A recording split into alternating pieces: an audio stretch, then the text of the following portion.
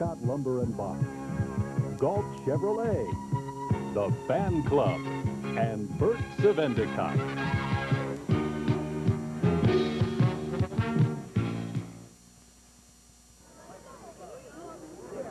Good evening, everybody, and welcome to TV12's coverage of high school football tonight. It's the rivalries of rivalries. UE at Vestal. Hello again, everybody. I'm Bill Pito, along with Coach Bill McGuire, ex-Vestal coach Bill McGuire. And, Bill, you are no stranger to this great game. Oh, no, I've been connected with this for about the past 33 years. This is one of the best games that you find in the area or in a lot of areas. It's a game in which both teams take great pride in. It's one in which when you win, you're very, very happy. It could make you a whole season. When you lose, well, it's a long ride back if you're going back to Endicott or you're coming over to Vestal. There are some trips which are longer, but it's not as hard to take as this one is. And it could be an important game in the standings. If UE wins tonight and Horseheads beats Binghamton tomorrow, then there will be a three-way tie between Binghamton, Horseheads, and UE for first place in Division I. We'll have the kickoff right after this.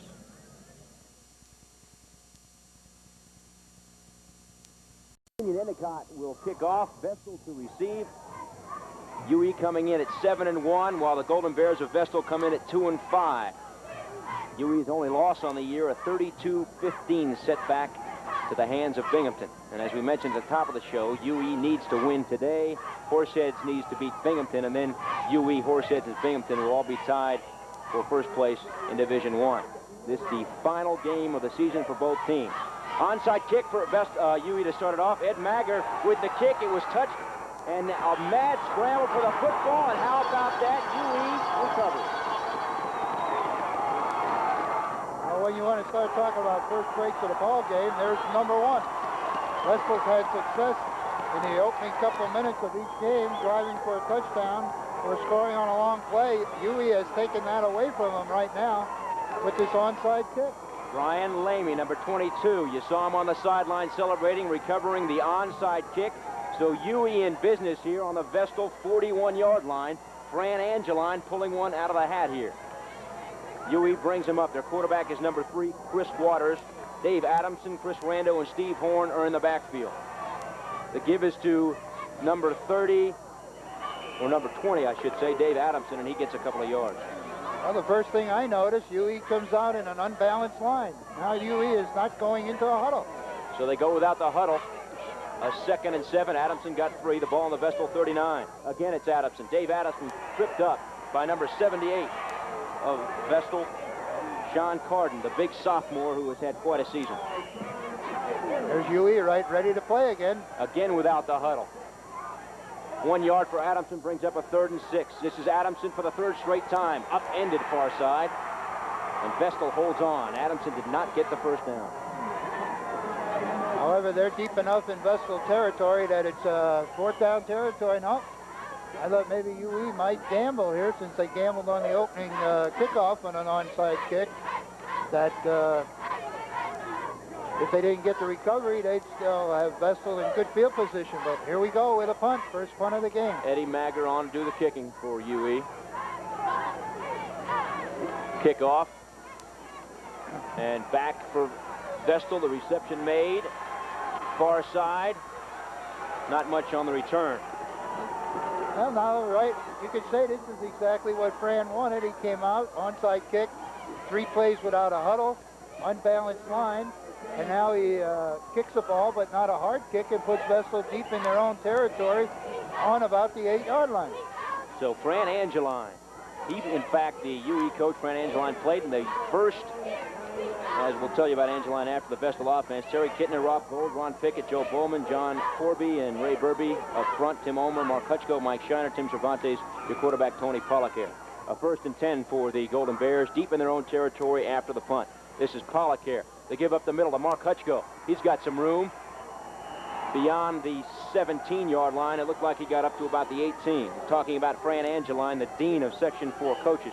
He played in the first game between these two teams back in 1951, a game that ended in a 0-0 tie. And there's a replay. Mark Hutchko. Hutchko coming up quick up that middle. Vestal had been successful with that in a few ball games, with a quick opener right up the middle, sprung it for good yardage, and one game went all the way with it. So an 8-yard gain for Mark Hutchko. Golden Bears back at about their own 17-yard line. This is the second back through. Number 21, John Prentice, a lot of room. Beyond the 35 to the 37-yard line. John Prentice with a nice pickup.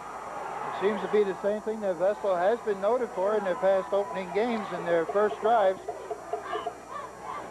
As we see, Pollicare hands off to the second back with the fullback leading through, and there's a big hole.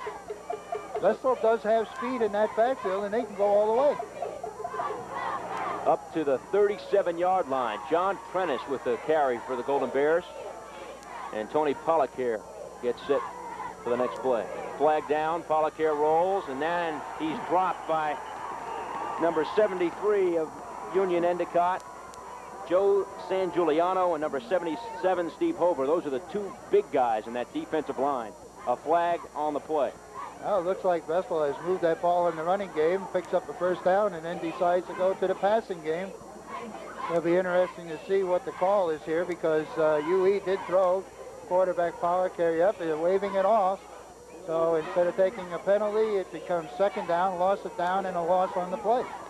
So a legal motion called against the Golden Bears, and that will bring up a second down as that play will stand. Golden Bears, 5 losses on the year. They've beaten Elmira Free Academy and Elmira Southside. The first year for Vestal coach Tony Pollicare, who succeeded the man on my right, Bill McGuire. Pollicare pitching out to number 40, right side. Nice pickup. And the ball carrier for Vestal on the play, Tim Ulmer, the ball club's leading rusher. So Ulmer picked up a nice gain to the right side, and we'll take a look at the replay. All right, it's off to the right side on a quick pitch out to Ulmer, and Ulmer is a burner. He's got good speed. Timmy backed up J.J. Cordy last year, and of course, people in this area know J.J. Cordy, who went on to play now in his college ball up at Colgate as a freshman. Cordy's loss, a big one coming into the year for Vestal. A 3rd and 5 now for the Golden Bears on their own 41-yard line. Pollicare rolling.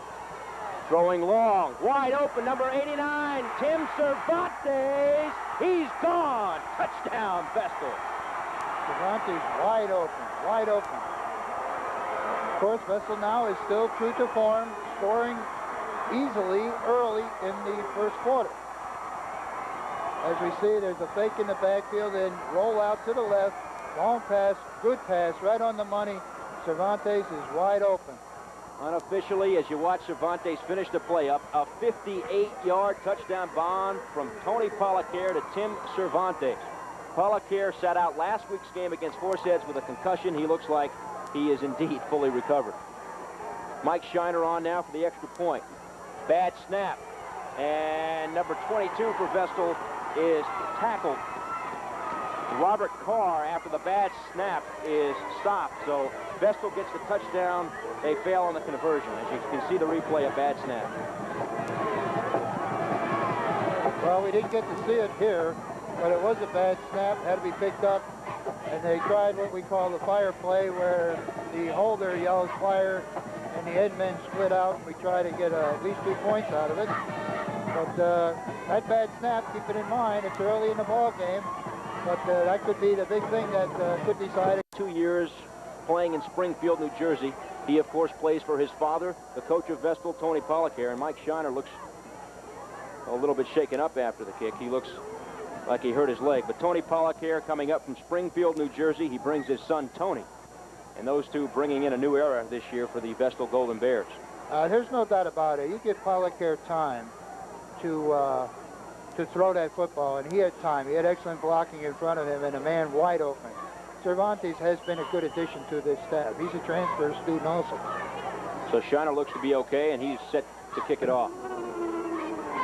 UE to receive. Taken by the up back, and not much there.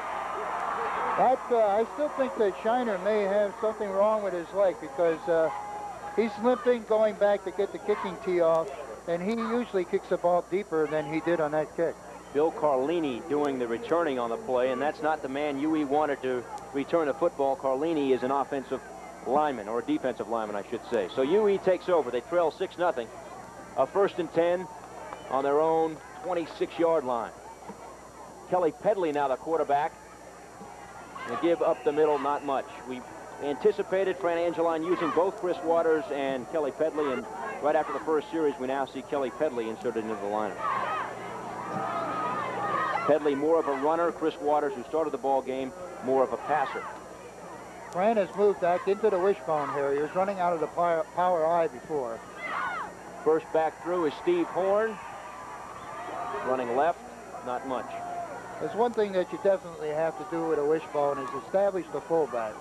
The fullback has to be established early so your option game can begin to work off of it. UE now with a 3rd and 2.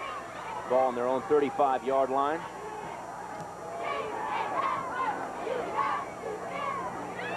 The give, left side, and close to a first down. That is getting close. Ball carrier, Dave Adamson on the play. I should say Steve Horn with the carry. And they will take a timeout to measure here.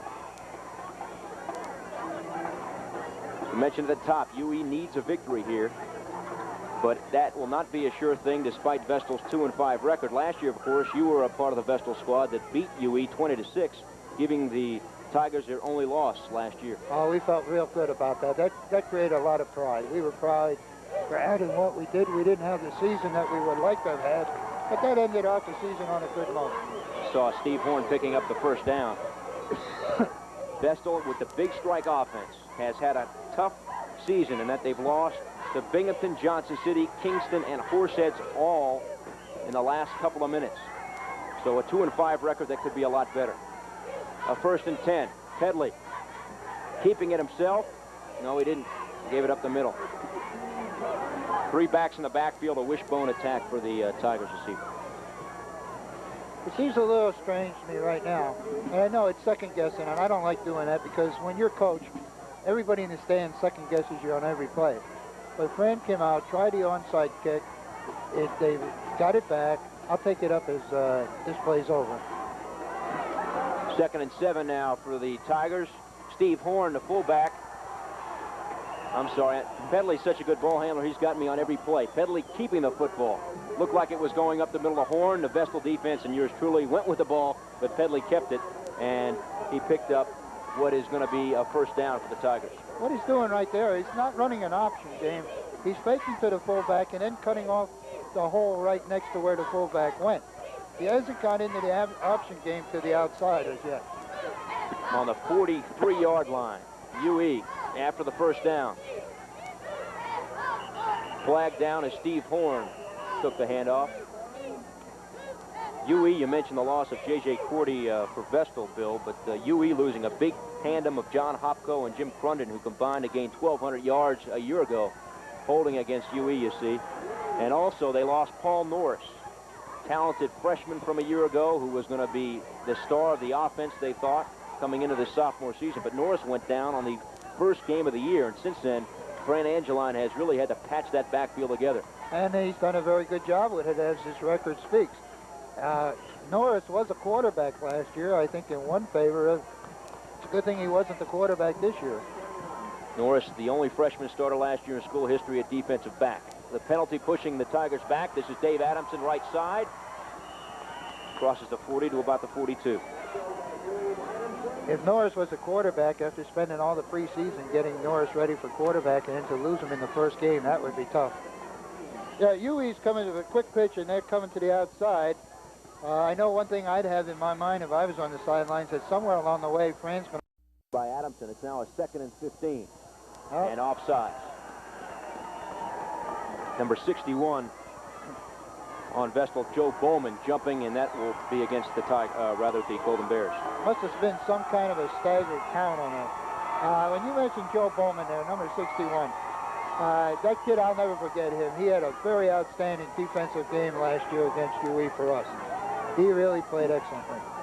He's a tough kid. So UE now with a 3rd down and 9, just before midfield. This is Dave Adamson into the secondary. A nice pickup into Vestal territory to about the 46-yard line. That's 3rd down yet. Mentioned the loss of Norris to UE. They also lost Mike Tiddick.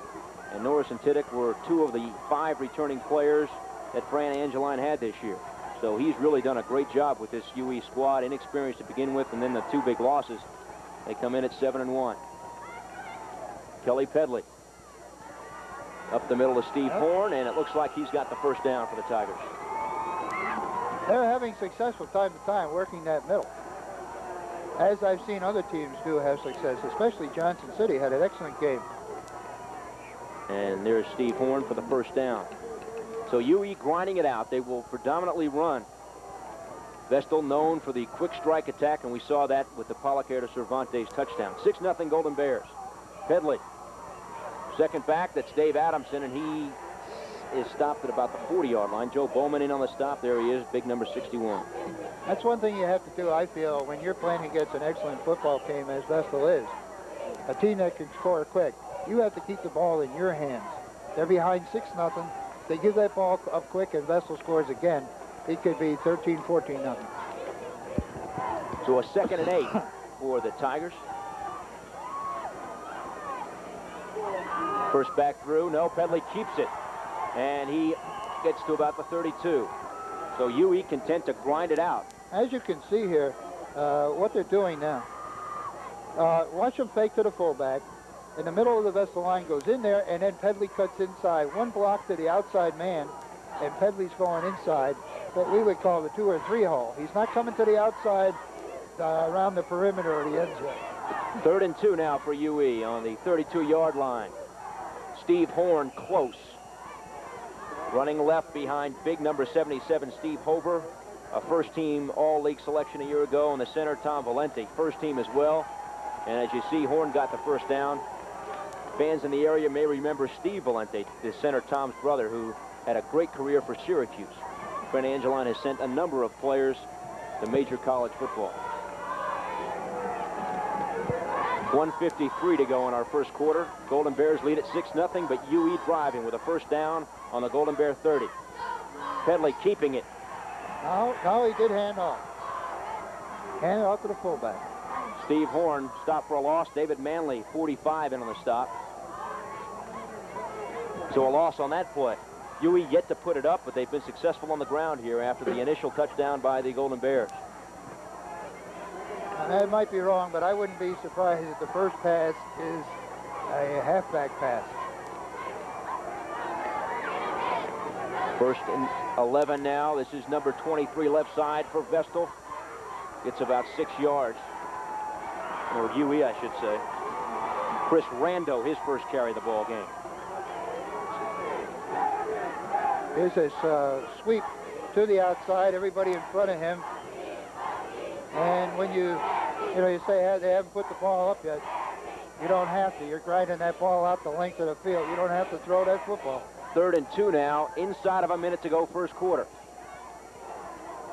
Pedley trying for it. Good move, and he may have gotten the first down. I think he has. He's crossed that 20-yard line. Pedley looked to be contained, but he made a nice move. Kelly Pedley getting the first down. Pedley, the 3rd-string quarterback a year ago, has split time throughout this year with Chris Waters. 1st and 10 now for the Tigers. Steve Horn, the big fullback, to about the 25-yard line. Fran playing textbook football here on the wishbone. Establish that fullback, work that fullback.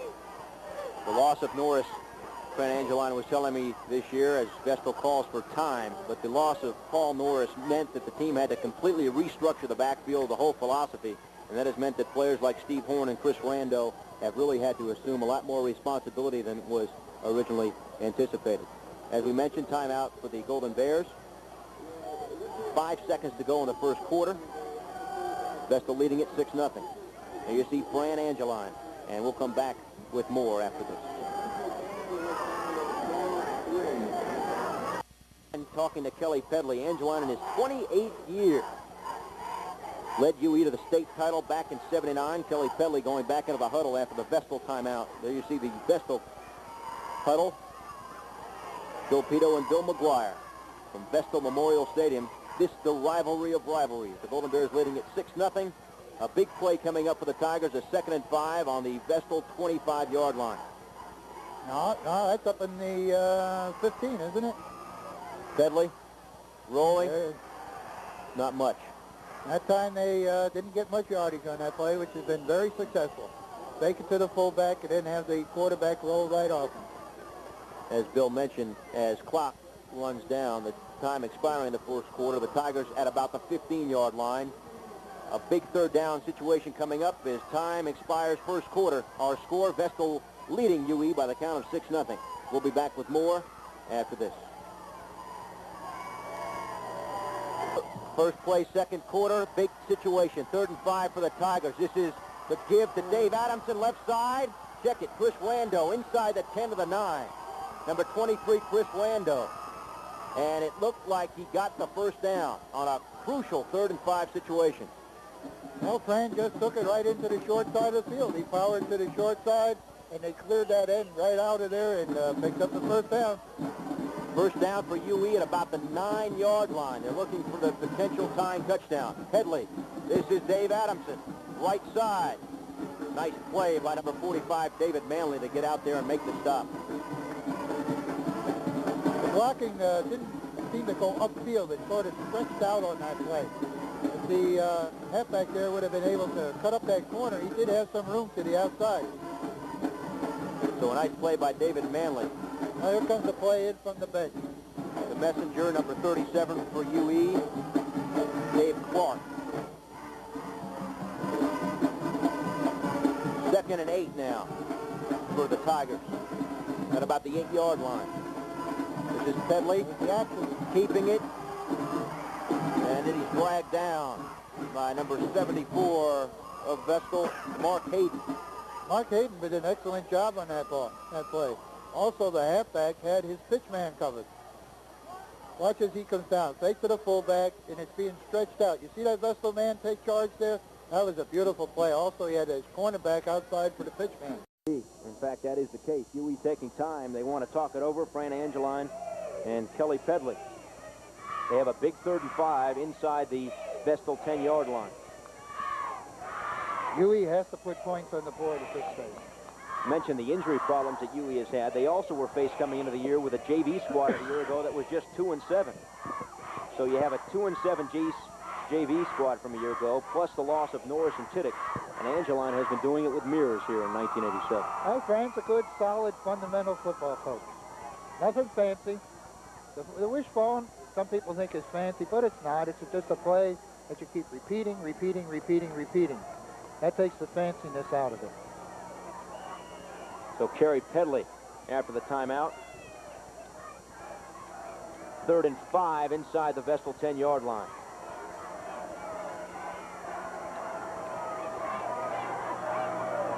Three backs in the backfield, the wishbone. Pedley keeping it, left side, dragged down, and a loose football.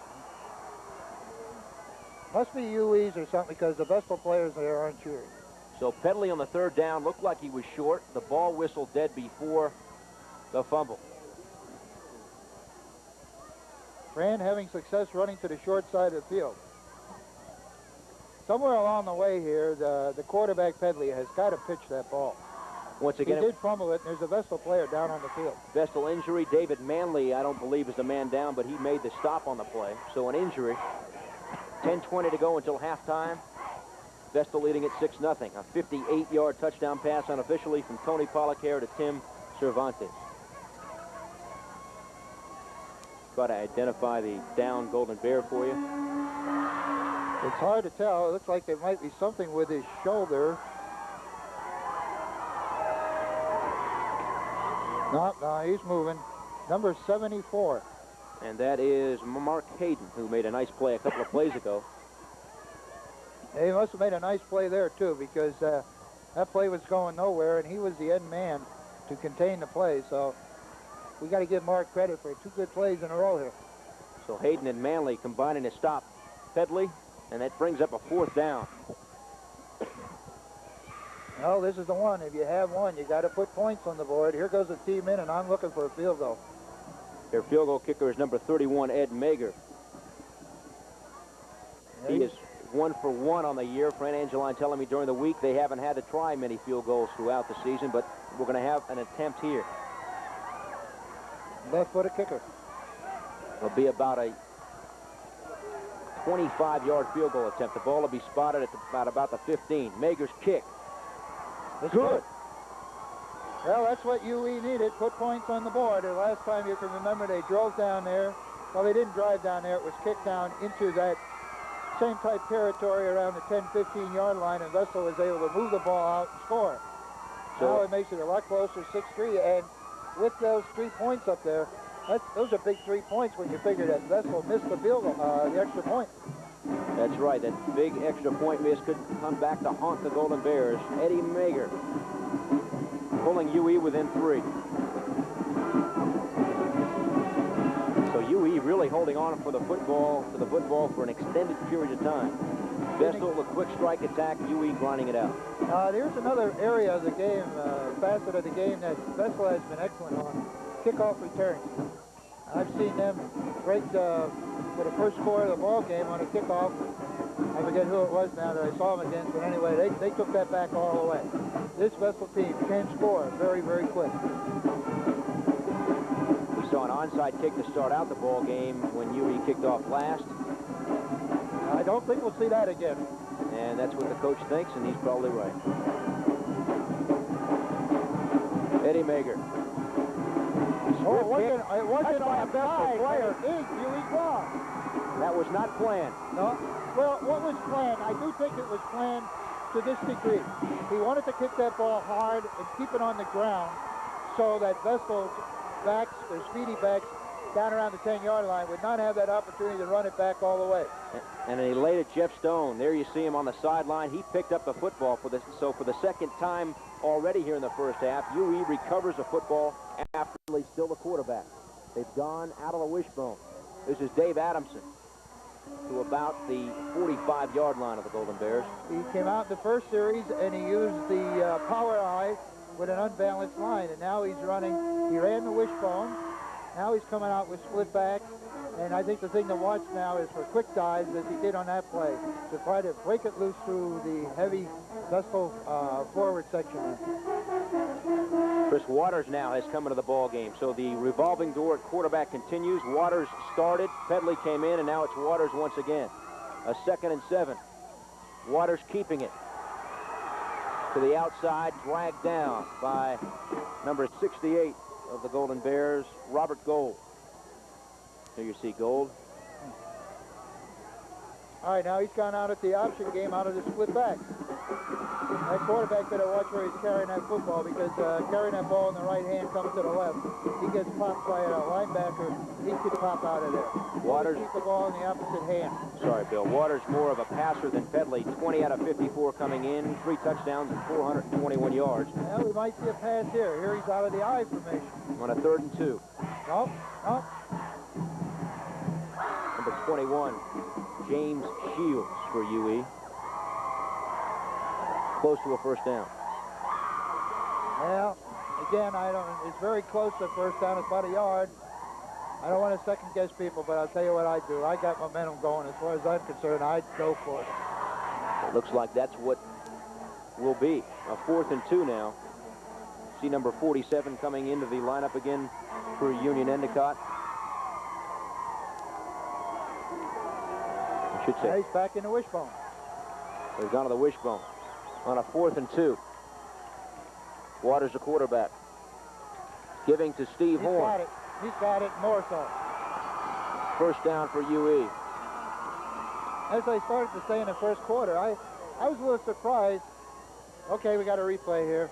In the wishbone, he's just got a straight power. The fullback and the halfback on the left side led the right halfback through the hole. Check that. Chris Rando for the first down for the Tigers. I was surprised Fran didn't go for it in that first quarter. Tried the onside kick and so forth. I just thought he had a little bit of momentum going. He'd try for it. Gamble right off the bat. 7:32 to go, second quarter. Exact same play. Once again, it was Rando, the ball carrier. Fran runs his power game out of the wishbone. The 2 backs ahead of the ball carrier. Also, he runs it out of the eye as he did earlier. Grinding it out behind that big offensive line. Tony Randisi, Jeremy Terwilliger, the tackles, the guard, Steve Hoover, and Joe San Giuliano. Center, Tom Valente. 7:07 to go, second quarter. That's a big factor, that clock. He's got the ball almost the whole second period here now. UE has dominated the line of scrimmage. On a 2nd and 7. Steve Horn, not much. Figure that's a strategy. Tony Pollock here, quick strike attack. You want to try and keep him off the field. That's the way to do it. That's the way to do it. UE cheerleaders enjoying themselves here this evening. In order to win, you got to put some points on the board. If you don't have the football in your hand, you can't do anything about it. Vestal defensive line looking to get it going here. As UE has dominated the clock here in the first half, yet they trail 6-3. 2nd and 7 now for the Tigers on the 28-yard line of the Golden Bears. There's Waters back to pass. Incomplete. Underthrowing his man out there, number 27, Scott Bodie. That was a long pass from where that ball was thrown. The man was open, but it just tailed off and went out of bounds. So Waters incomplete. Dave Clark, number 37, now into the UE lineup. And there's your score. Vestal with a 3-point lead, 6:12 to go, second quarter. A 4th and 6 now for UE, and they're going to go for it again. Now watch that halfback pass. I'm going to see it somewhere. Waters. Oh, there's pitching. the pitch. Adamson in trouble. Yep. Hey, he's loose. Somehow managing to He's got get the first down. Dave Yep. Adamson with a remarkable effort.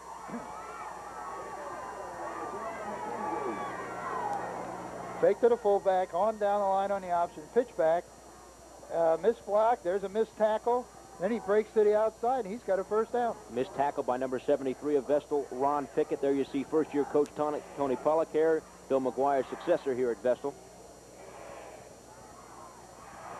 Wait a minute, I think we might be premature. They're bringing the chains out. Looked like he may have had it. It all depends on where they spot him going out of bounds. Big 77, Steve Hoover over there to make sure. Oh, he's got it. Measurement is made, and Hoover is excited, as well he should be. First down, Tigers. Oh, that's what I'm glad to see, though. An officiating crew who doesn't look all the way across the field and say, yes, he has it, or no, he doesn't. Seen a lot of those in your 10 years at Vestal, huh? I've had a few of those. I've had one where we lost. Ball at about the Golden Bear 21-yard line. There's Chris Waters. Here comes Near that pitch. side, John Prentice. I'm sorry, Jamie Shields. That's Jamie Shields with the carry. You got to give this UE team a lot of credit. As I looked out on that, as we look on this pitch out here, there's quite a few green shirts out there. And look at that block. Lead block just throws the man off stride. UE's picking up yardage on a play that I thought they were going to possibly lose on. 6-yard pickup for James Shields. 2nd and 4 now. Now we got a split bone with a flanker out here on the left. Different outfit. Waters, Shields again, cuts it back. There's no doubt about it. Fran's game plan is to run the short side of that field. Number 45, David Manley in your picture. He again in on the stop, and he's been involved in a lot of plays here in the That's a first different half. formation. Split bone and just a quick flip outside. This Dave Manley is an excellent ball player. He played with me last year. He's a linebacker for me, so I know Dave. Excellent football player. He plays hard every minute he's out there. 5. I'm sorry, Bill, I go just ahead. wanted to correct a statement. You know, he plays hard every minute he's out there. That doesn't mean the other kids don't. 3rd and 3 for UE. Inside of 5 minutes to go. Waters up the middle to Steve Horn, and it looks like he has another UE first down. Fran's done a lot of homework on this ball game. He's showing lots of different formations out there that I'm sure Vestal hasn't seen before, or maybe it's just I haven't seen before because I haven't seen UE play for the last couple of weeks. But he's been very successful, but he's basically running the same play from different formations. Domination continues for the Tigers. The clock chewing down now to 4:37. 1st and 10. Up the middle of Horn. Not much there. Yeah, Vestal shifted their defense right before that play. 78 for Vestal on the stop. Sean Carter, the sophomore who is starting. Right there, you see Vestal shift. I'm not too sure. I didn't exactly see it all, but I think Vestal moved into an even front.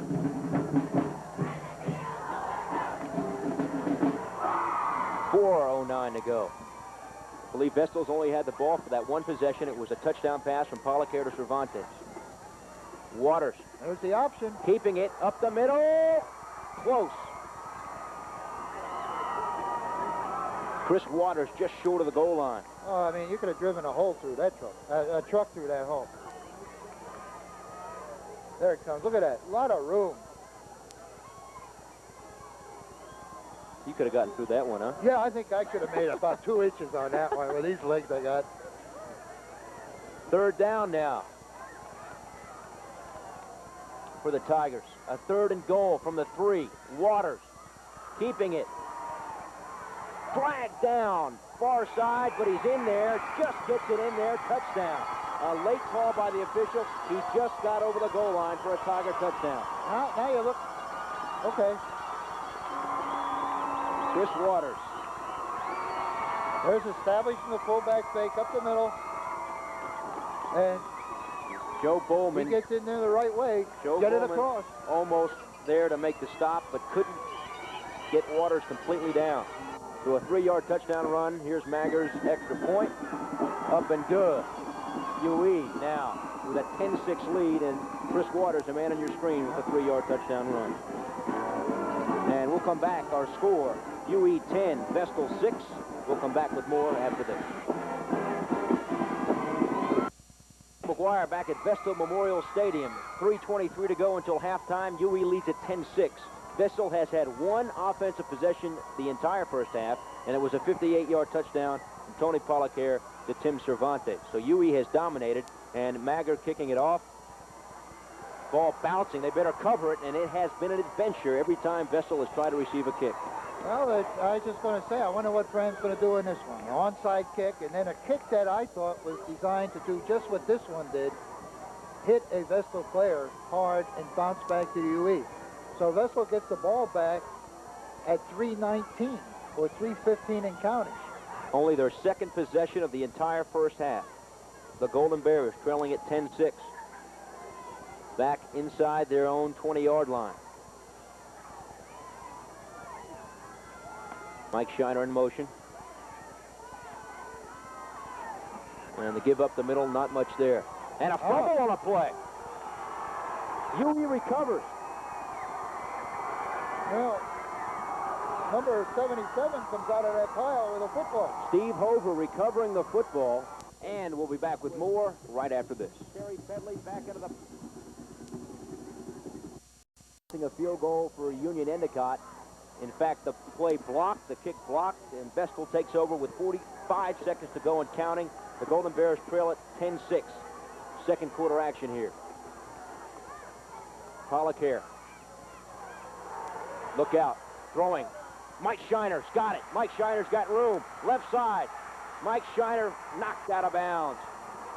Terry Pedley making the stop, but that's the quick play strike that we've talked about and we've seen, is Pollacker hooking up with Mike Shiner. Nice gain into Vestal UE territory. Here's the replay. As you can see, Shiner's leg must be all right. He's running fine on this. Mike Shiner looked to have hurt his leg on a missed extra point after the Vestal touchdown, but he looked fine on that play. So 30 seconds to go now. The ball on the UE 43-yard line. 10-6 UE leading it. Vestal looking for more points. The story of the first half has been the UE ground domination. They've chewed off tremendous amounts of time from the clock. Vestal's score coming on a quick strike, 58 yards from Tony Pollacker to Tim Cervantes, and they're looking for more here. Well, I'll tell you, I'd be looking to go right back to the play that scored for me earlier. 43-yard line of UE. Pollacker. Two receivers to the right. Throwing, Pollacker got his man. Nice catch by number 22 of Vestal, Robert Carr, who was slotted to the right side inside of number 89, Tim Cervantes. Vestal calls a timeout here. You can understand why it's so very, very important that UE controlled that football the way they did in the first and second periods, because Vestal, within 2 or 3 plays, is right back knocking on the door again. So 2 quick pass plays, 23 seconds to go, and Vestal in position here to possibly get a go-ahead touchdown. You know, I'm just thinking ahead a little bit here. If UE does hold Vestal without scoring, Vestal kicks off to UE. And if UE continues the way they're going, they'll control the whole third period. And then if they put points back on the board again, that would really be something.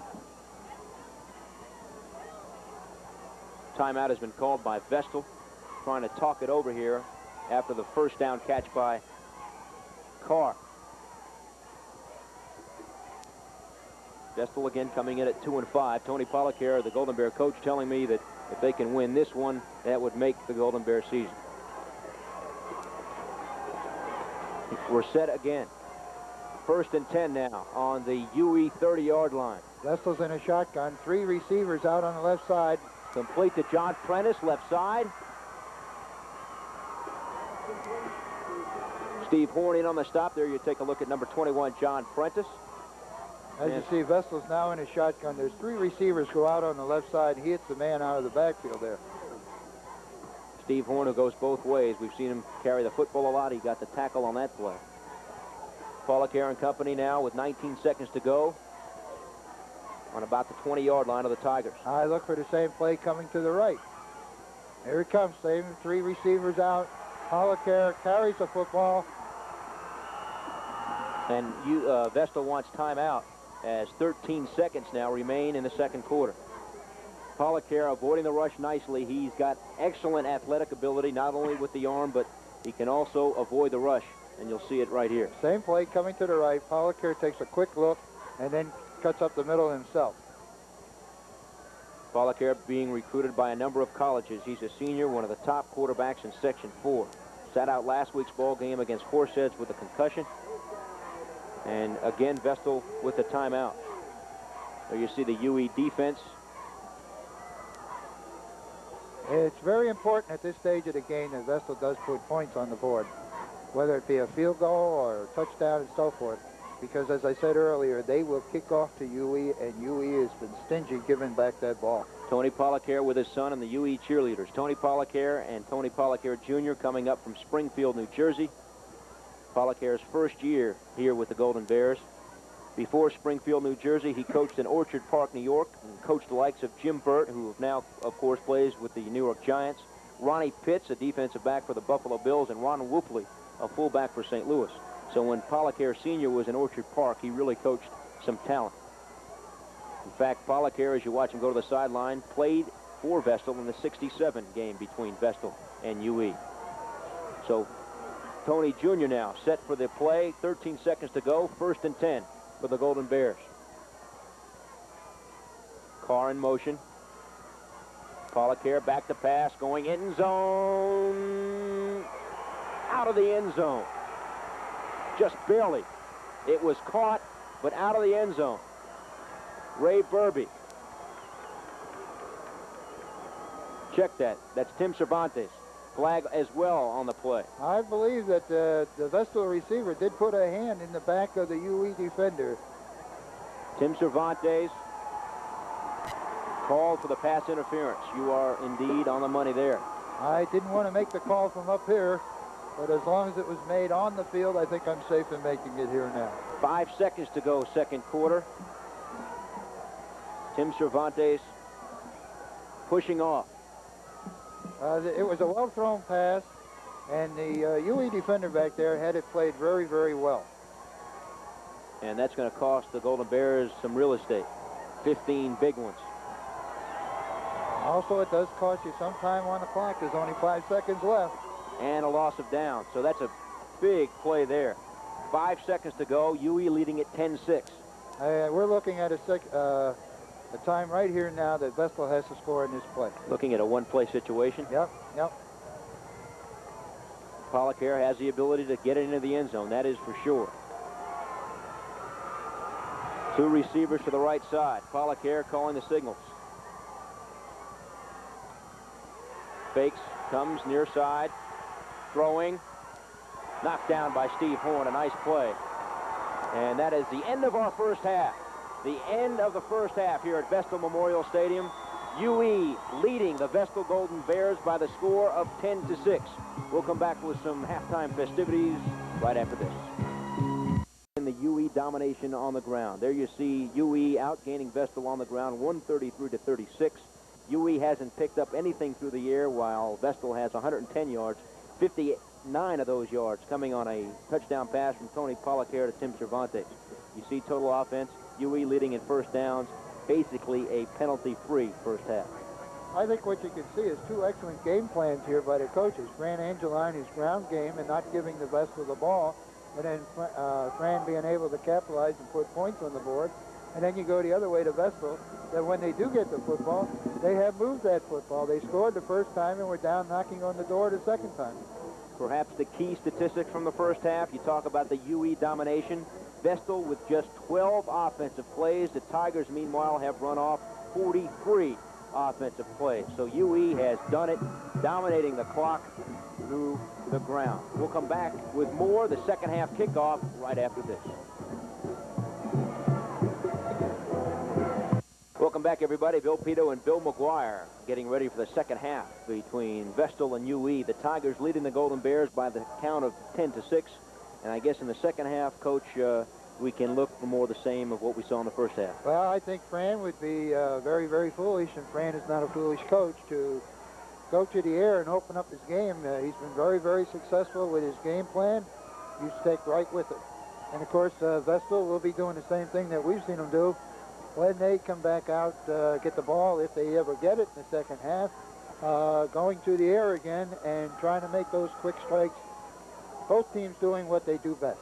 UE captains coming back to the sideline. Vestal will kick off to begin this second half. And again, the most revealing statistic through the first two quarters of play, Vestal with just 12 offensive plays, while UE runs off 43 offensive plays. Tony Pollacker and company over on the far side trying to develop a scheme here to stop the UE ground game. Yeah, you certainly can't say anything about Vestal's offense.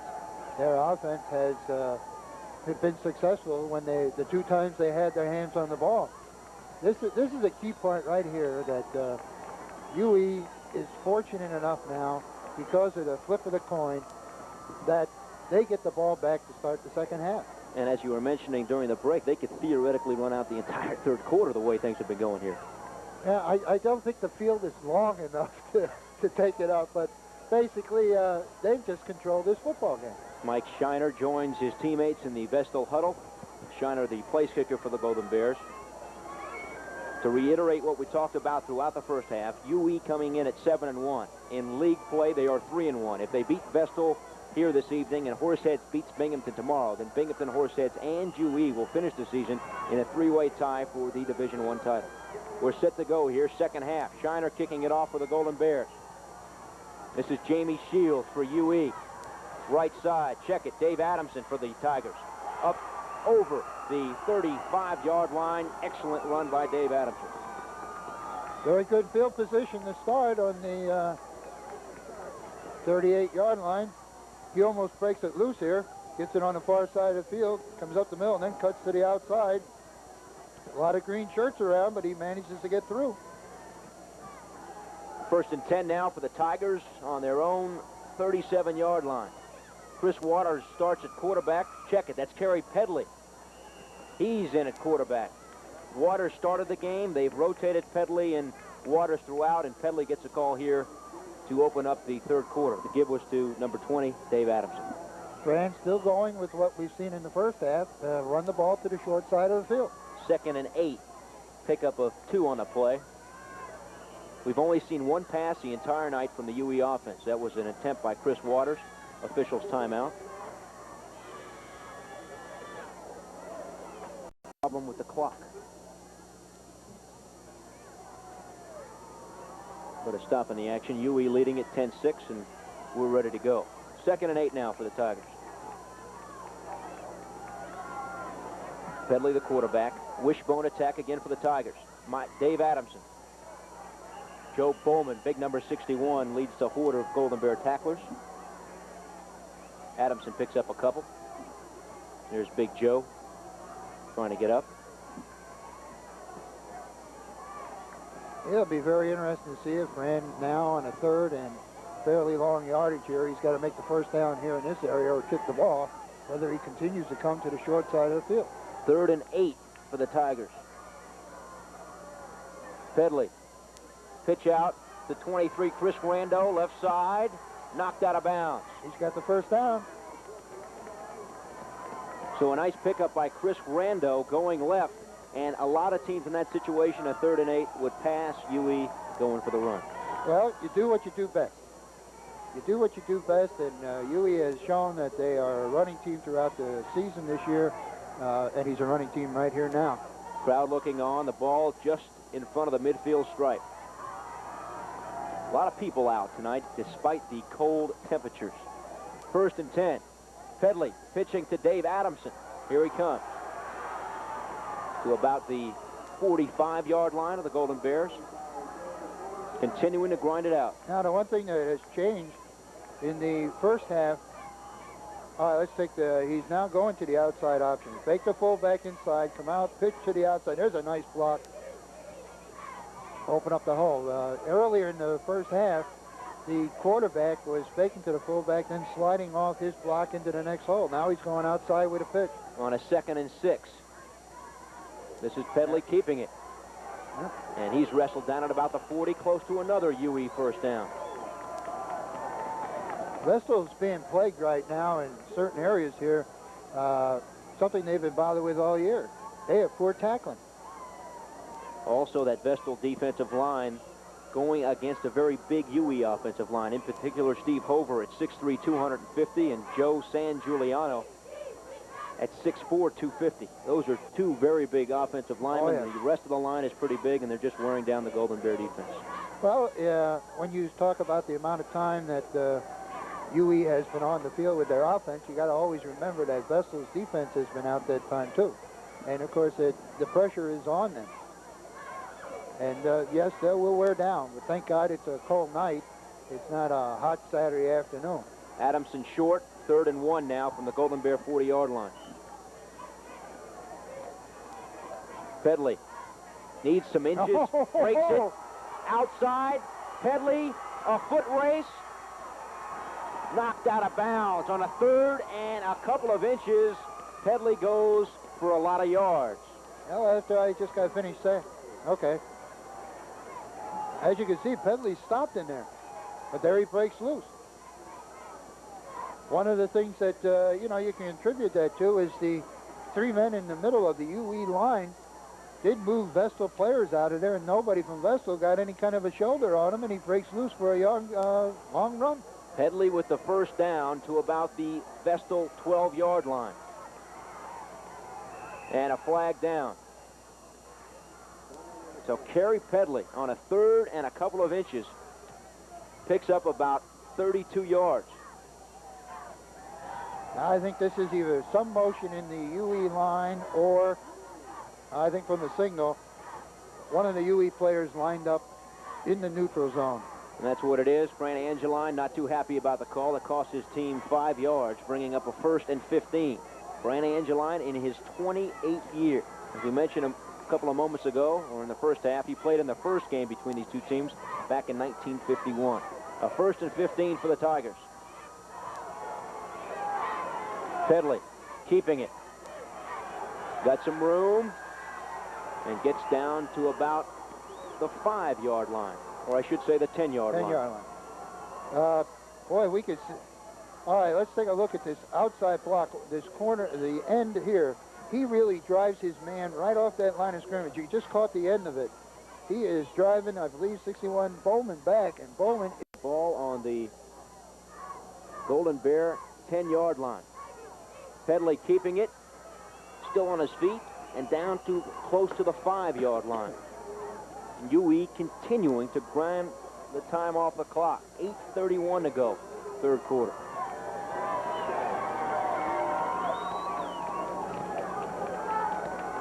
There's your score. UE leading it by 4 and looking for more here. And a 1st down and goal coming up now for the Tigers as Pedley picked up the 1st down, the ball on the Golden Bear 2-yard line. Of course, this is tough territory. You now go into your goal line defenses and you put as much beef in there as you can. Let's see what happens. First and goal. The Tigers need 2 yards. Pedley keeps it himself, and he stopped a little bit short. You've got to give a lot of credit to UE's 3 interior linemen on these plays where the quarterback is keeping that ball on the quarterback sneak just a few minutes ago, and this one right here now. They are blowing Vestal right off that line. UE taking the kickoff here after the intermission and driving all the way down to the 2. Vestal with just 12 offensive plays thus far in our ball game. Second and goal now for the Tigers. Pedley stopped again. Nice surge there by the Vestal defensive line. That time, you got to give credit to the middle of the Vestal defensive line. So a third down now. The Tigers coming up short on 2 first down and goal situations. Dave Adamson comes into the huddle for the Tigers. They've used Pedley on 2 sneaks unsuccessfully here. Let's see what happens here on a 3rd and goal. I don't think you'll see another one. There it goes. Touchdown, up the middle. Quick handoff, and up he goes. Steve Horn. They love it on the UE sideline. Steve Horn from 1 yard out. And UE takes a 10-point lead at 16-6. So Steve Horn, after 2 unsuccessful sneaks by Kerry Pedley, gets the ball over the goal line. And there you see Steve Horn. One of the players who wasn't counted on for much this year, but then Paul Norris went down and Horn has really come on. Here's Eddie Magor's extra point. No good. No good. The snap was quite high. The holder did pick it down, put it in place, but we've had 2 missed extra point tries in this game so far, one for Vestal and one for UE, which still can be very, very costly. And as we look at the clock, we got half of the 3rd quarter's gone. Fran Angeline talking to Eddie Magor. He's not too happy about that extra point. Well, I think what Fran's telling him now is where he wants him to kick that ball. And wherever they have kicked the ball in the first half, they've been very, very successful in getting the ball back twice on a kickoff. Around throughout the entire drive. There you see our scoreboard. Using up close to 7 minutes on that drive. I think, as we know, sitting here from watching Vestal in the first half, within 4 or 5 minutes, it could be 16-13 because they have been able to move the ball when they get the ball. So Magor to kick off for UE.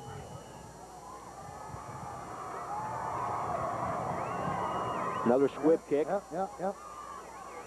Tim Cervantes lets it go out of bounds and the flag flies.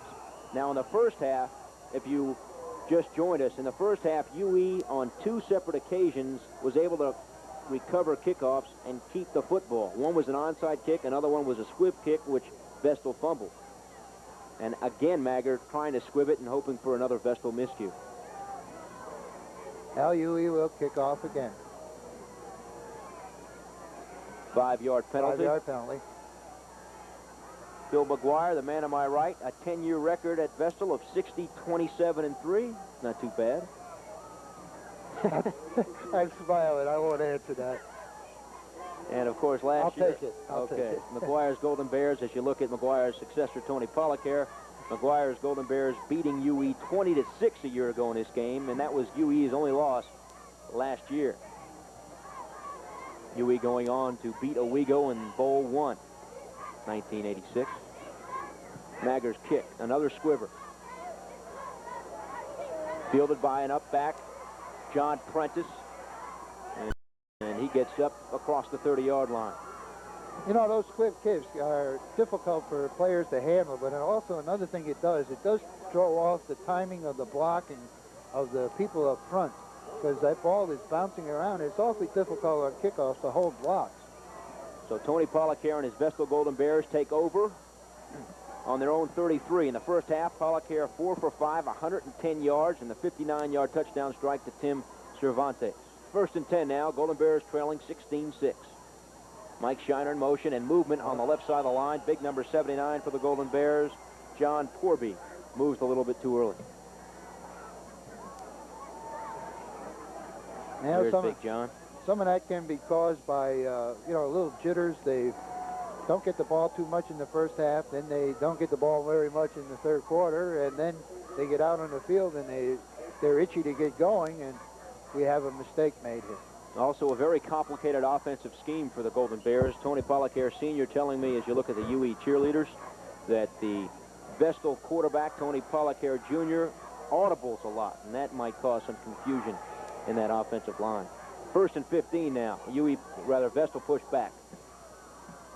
This is Tim Ulmer. Not much there. Nice hit. That was the hardest hit of the ball game. Steve Horn, who scored the touchdown in on the tackle, doubling as a linebacker. Loss of 2 for Ulmer brings up a 3rd down, or rather a 2nd down and 17. But I think, as we all know, with a passing game, you could pick those 17 yards up and boom, one play and still get more. Quick strike attack for these Golden Bears on a 2nd and 17. Some confusion again here, and Pollacker wants timeout. Again, I guess sometimes it is a complicated scheme, and sometimes things like that are bound to happen. Oh, yeah, and especially if you're calling audibles and so on and so forth.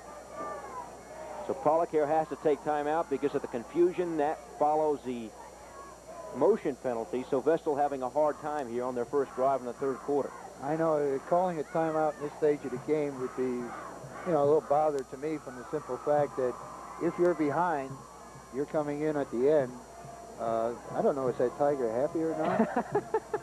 Maybe it's just frozen. The Tiger is frozen. Yeah, but you know, you need those timeouts sometimes if you have to catch up at the end of the ball game, and in a situation like this could be also a costly timeout. Tony Pollacker out with his troops after the timeout. You know, as I mentioned to you earlier, but I think before the game even started, if you follow the history of Vestal and UE football in the past couple of years, it seems to be that Vestal wins at UE and UE wins at Vestal. So after the timeout, the Golden Bears faced with a 2nd down, and they've changed it to a 15, a 2nd and 15 for the Golden Bears. Ball on their own 30-yard line. One back in the backfield. Look for Pollacker to air it out here. Wade Alt in motion. Fake. Here comes Tony. Throwing. Caught by Tim Ulmer. And a fumble. Incomplete pass. Tim Ulmer had it, dropped it, and Tim Ulmer hasn't gotten up. That's Mike Shiner who you look at there, but Tim Ulmer was the intended receiver on the play. And he's still down. There's a fake into the backfield, then a rollout to the right. He's in the arms of a tackler. The ball was caught momentarily, then dropped, not held long enough to call it a reception. But if it would have been held, it would have been, what, 3rd down and about 1. So Tim Ulmer going for the reception, shaking up on the play. And he is being attended to. So the incompletion brings up a 3rd and 15.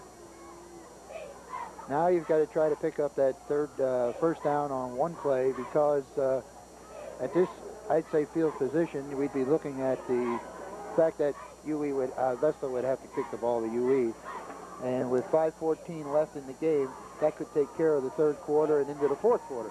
So Tim Ulmer getting up, walking off under his own power, looks to be okay. 3rd and 15 now for the Golden Bears. They trail it 16-6. 5:14 to go, 3rd quarter. Pollacker looks to be audibling yet again. This is Shiner in motion. Pollacker. Oh! He is taken down. The first man there for UE, number 66, Gerard Horn, the brother of Steve Horn. So the Horns teaming up on this series to stop Vestal. As you see, that man coming in motion puts 3 receivers to the left, but Vestal, UE is in there on Vestal's Terry Pollacker very, very quickly. He didn't have a chance to unload the ball. Gerard Horn celebrates on the sideline. A 4th and 19 now for the Golden Bears. Mike Shiner in punt formation.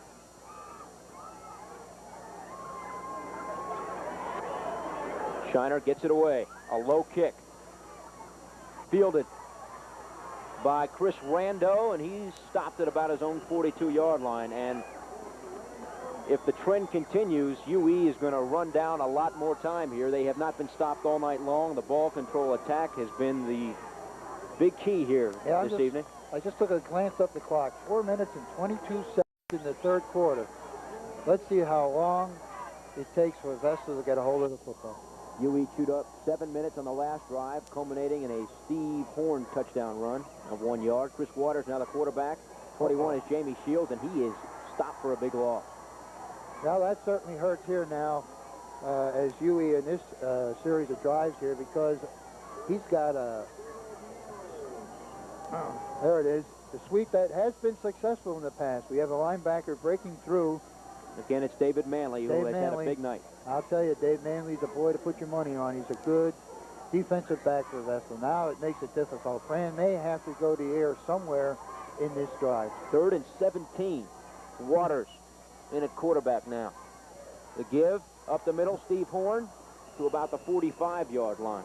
Well, he picked up the yardage loss on that play and about 1 more yard, so it makes it 3rd and 9. Stop made by Sean Carden and a replay. Just a straight handoff, block the man out to the outside, and UE's able to get into Vestal secondary.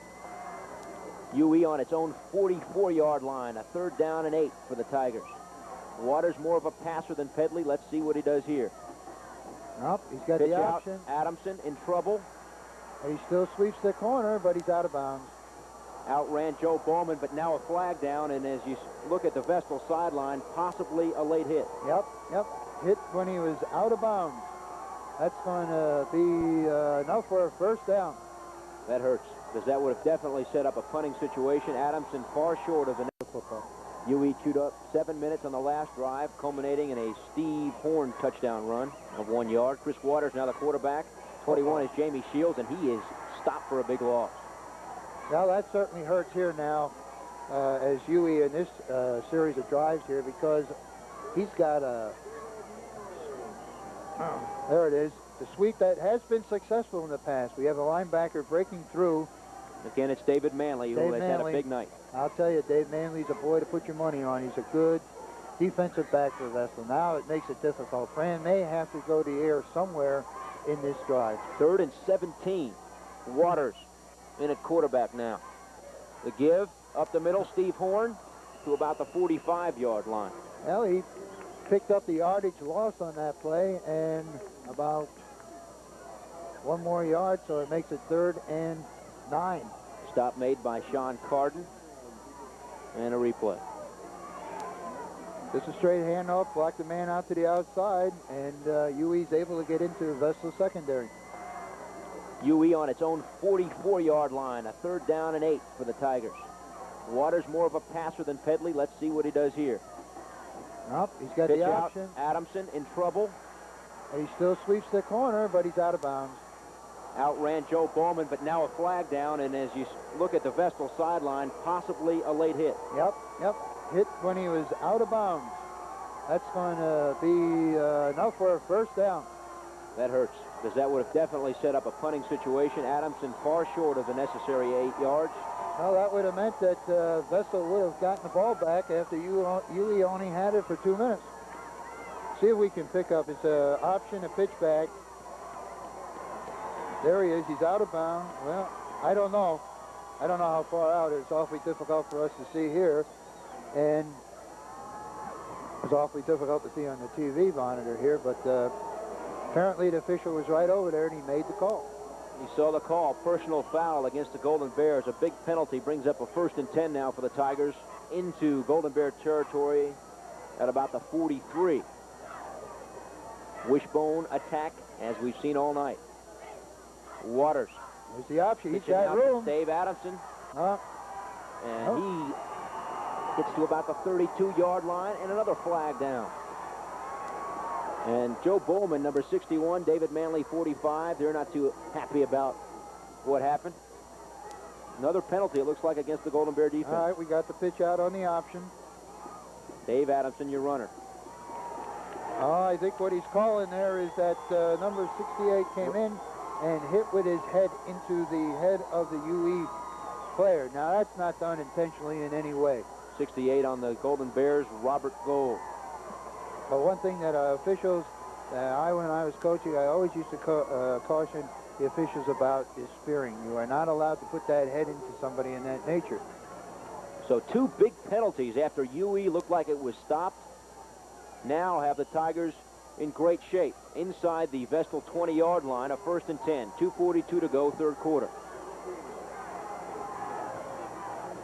Up the middle, Steve Horn. Quick hitting play to about the 15-yard line. UE continuing to grind it out. They were stopped, but 2 big Vestal penalties have put the Tigers in shape again here for a potential score. Hey, remember when they started this drive, they were thrown for about a 10 or 15-yard loss in the first play. UE huddle, the Vestal defense, which has had its problems here tonight. 2nd down and 5 now on the 15-yard line. Waters keeping it. And he squirms to about the 8-yard line. Chris Waters had a touchdown in the first half, a 3-yard run that put UE up 10-6.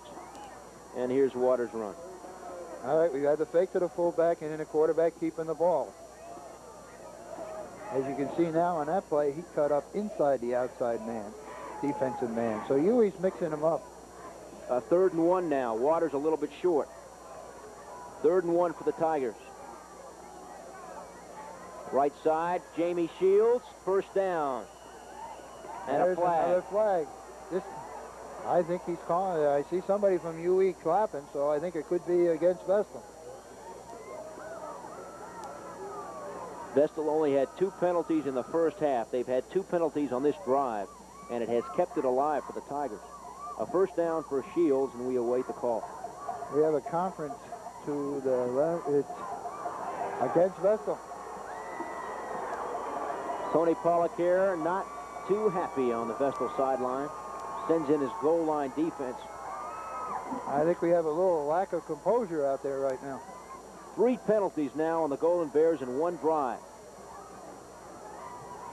And a 1st and goal now for the Tigers. On about the 2-yard line. Tony Pollack concerned on the Golden Bear sideline. Talking to big number 74, Mark Hayden. 1st and goal now for UE. 1 minute to go, 3rd quarter. Pitch out, Jamie Shields. Touchdown. He's in there. Yep.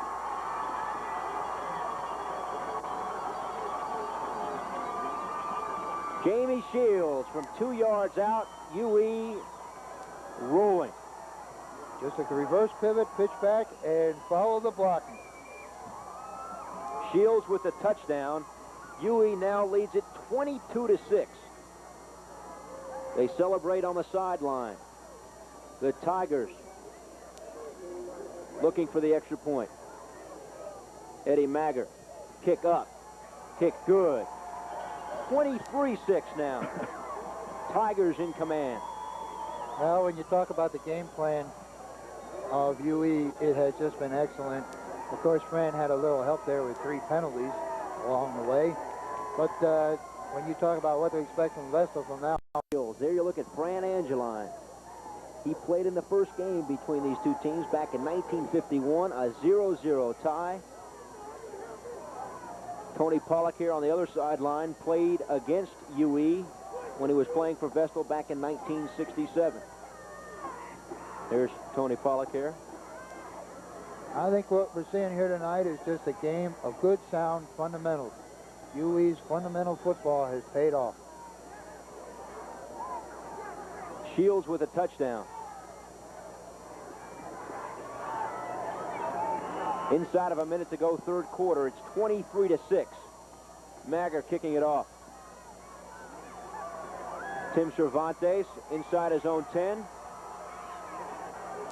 And he is upended on the far side. Nice specialty teams play over there. That runner's getting up a little slow. Number 33 for the Tigers, Mark Whitaker with the upending tackle. Vestal this year has had a lot of success returning the kickoff to the right side. course, when those balls are bouncing, it makes it difficult. UE is downfield quick, and there is a good tackle. That tackle is right at the ankle. So Vestal's going to open it up, no doubt. They trail 23-6, 37 seconds to go, third quarter. Pollock-Care and company. Screen pass set up to Mark Hutchko. Flag down. Hutchko up to about the 32-yard line. That was a well-executed screen pass, except the blockers in front of him never got out in front to do any kind of blocking. Mark Hutchko.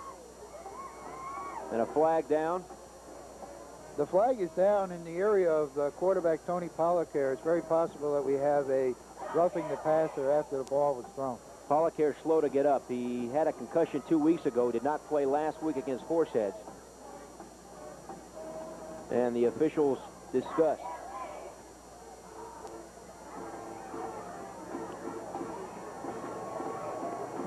Looks like it is going to be a personal foul type penalty.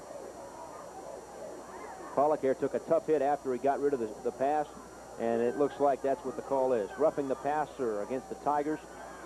We're getting into a game plan right now of foolish football where both teams are being hurt because of aggressiveness. That's all.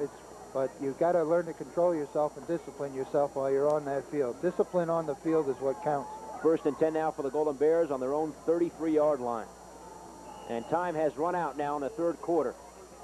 3 quarters in the books from Vestal Memorial Stadium. The Union-Endicott Tigers leading the contest by the score of 23-6. We'll come back with the beginning of the fourth quarter right after this. Tony Pollock-Care rushed, gets rid of it, picked off and dropped. Eddie Magger had a shot at an interception. You know, I look up at that scoreboard, it's 17 points that you got to make up in one quarter. It has been the same type of a game that I've seen Vestal play throughout this whole year. Score quick, score fast, score first, but that's it. UE has dominated the entire ball game with the ball control attack. First half, in fact, Vestal with just 12 offensive plays, and it's been uphill for most of the ball game. Pollock-Care giving. You know, it's hard to say because Vestal didn't have that football that much, but it seems like UE is gaining momentum more and more. They are hitting harder out there. Ball carrier Wade Alt, the UE defense toughening up here. Beginning of the fourth quarter, the Tigers leading 23-6. Tigers looking to improve to 8-1. I think the Tigers right now are getting to that hungry stage. They got to be careful. They can't make mistakes. This game is not over yet. 3rd and 8 for the Tigers. Or I should say the Golden Bears. This is Mike Shiner in motion, and Whoa. Ray Burby, the tight end, jumps too early. Again, a possible audible called by Pollock-Care. Well, whatever the case, it's going to cost the Golden Bears 5 yards. It hurts.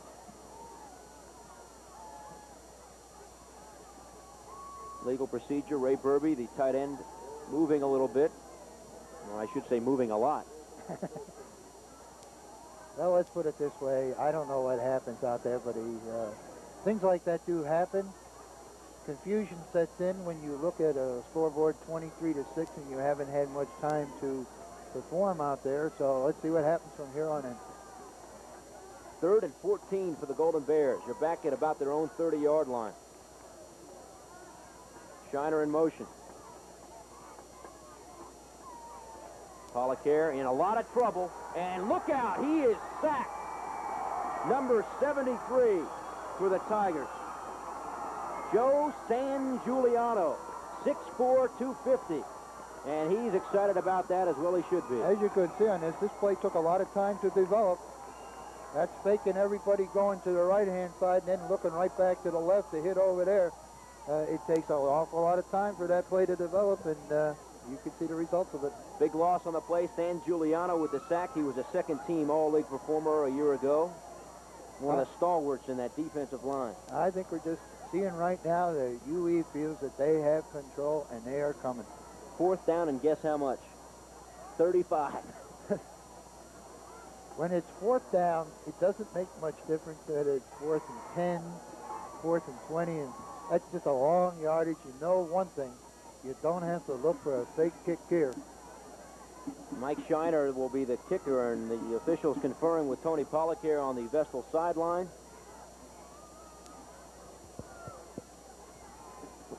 The referee hurt on the play, on the last play perhaps. Yeah. Looks like an injury to his right hand.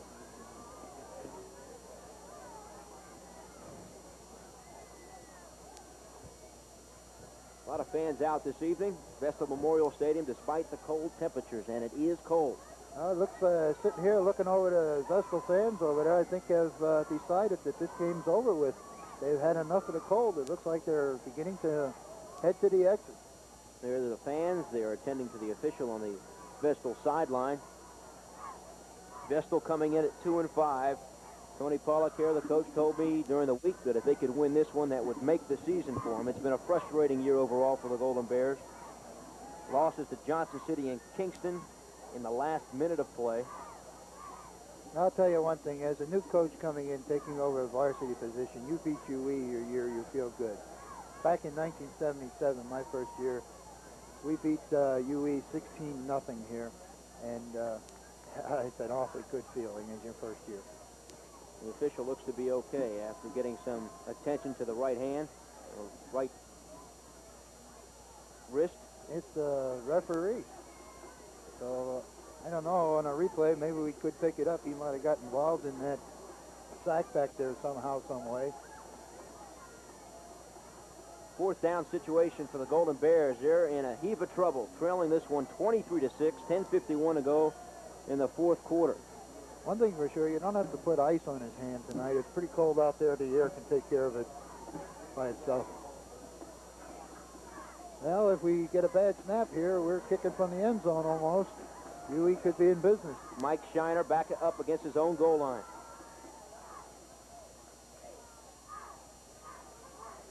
Kick away. A low kick, fielded by Chris Waters on the run. He's right got side, room. got lots of room. Chris Waters to the 5, touchdown. Chris Waters for the Tigers. We got a flag out there, though. We got a flag out there. You're probably calling something against UE on this. Chris Waters, a running catch off the punt and a scoot down the right sideline, but it may come back. Yeah, not may. It is. It is. Right side of the field, wide open for Chris Waters.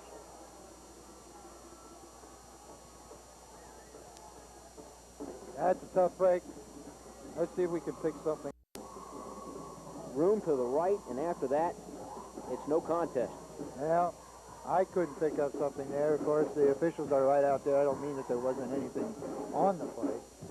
The ball clipping against the Tigers negates the touchdown return by Chris Waters. That's a tough break for Chris. That was an excellent run. However, for the UE team and the UE coaching staff, they're saying, we have the football. It is in our possession. Ball in Vestal territory, so even though there was a penalty, the Tigers in great shape on the Golden Bear 40-yard line. 10:19 to go in the ball game. Quarterback Terry Pedley continuing to rotate with Chris Waters. This is Dave Adamson. Stutter step. Nice gain to about the 35. Well, it's just a continuation of the game that the UE front line is blowing Vestal off that line. Look at the green shirts coming backwards.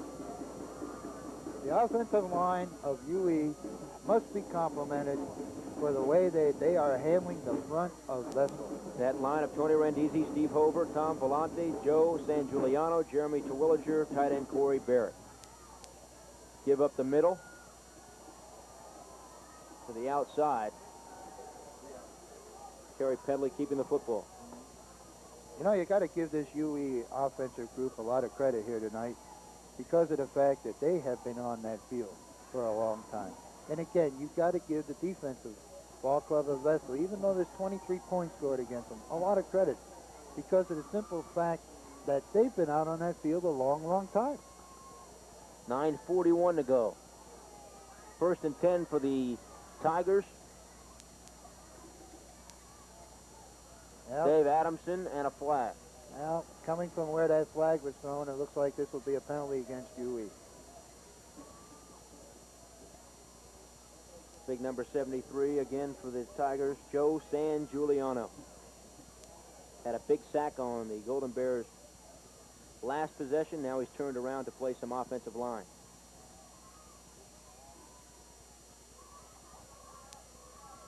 And it's going to be against the Tigers. Holding the call. UE push back 10 yards. It'll be a 1st and 18 then.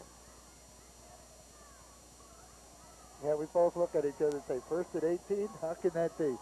There's no 8-yard penalties. That's what the scoreboard says, but let's us go 1st and 10. 1st and 20. 1st and 20. Tigers leading, 8:15 to go, more flags, and this has really started to wind down to a crawl here. Offsides against UE, pushing back 5 more. You can do the arithmetic this time. Well, the thing is, in looking at the clock, this is the longest the clock has been standing basically still. Back to the 40, 2 penalties for the Tigers. Scoreboard operator has given up. Still says 1st and 18. 9:08 to go in the ball game. Well, maybe it's a power failure on the scoreboard because all the power has been on the UE side of the line. Tigers on the Golden Bear 40-yard line. Dave Adamson for a couple.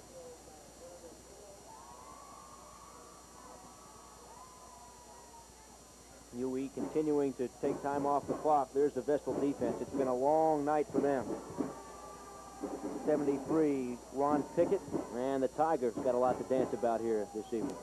Now, when you look at this ball game, Fran came out, pulled the trick right off the bat with the onside kick, and was successful. But from there on in, UE has played strong, sound, simple, fundamental football. 1st and 24 now. Jarvis Shields. And of course, this is all you're going to see from now on in is you're not going to see UE put the football in the air unless they have to kick it.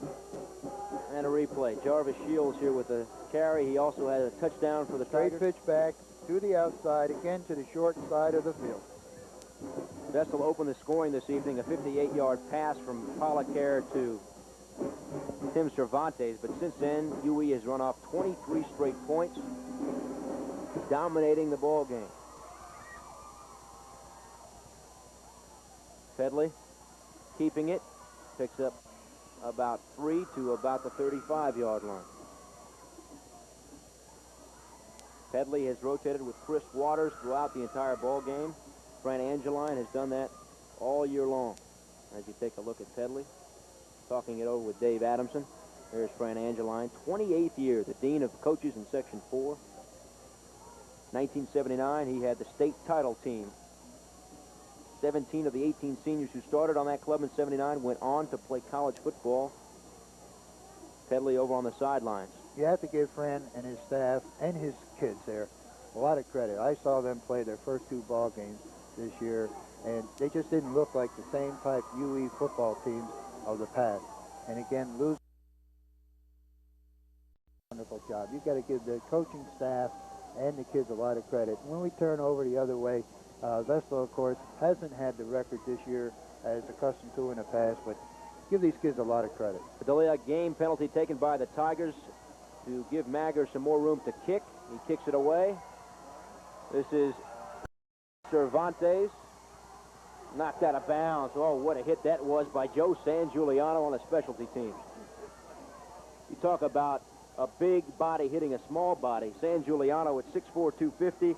Cervantes for Vestal a lot smaller at 5'11", 160. So the Tigers give up the football. The Golden Bears take over. Just a formality now. 6:41 to go. And the clock, of course, I look for the clock to move slower because Vestal will be passing on every play. Polacare, in fact, lining up in the shotgun. You know it's going to be a pass here. High snap. Polacare has to fall down to prevent the fumble. And the Golden Bears have been completely out of sync since that first drive of the ball game. Right. UE, the whole story is UE's offense has been on that field all night. Tony Pollack, the last game of his high school career, being courted by a number of colleges. Vestal going without the huddle, 2nd and 17. Pollack complete to Ray Burby, the tight end, up to about the 20-yard line, and a flag down. And I think it's against Vestal. I could be wrong. Possibly some extracurricular activity after the reception by Ray Burby. Burby, the leading receiver coming in for the Golden Bears, 16 catches, 3 touchdowns. And unsportsmanlike conduct against both sides. Both sides. Both sides. Offsets, right? Yep.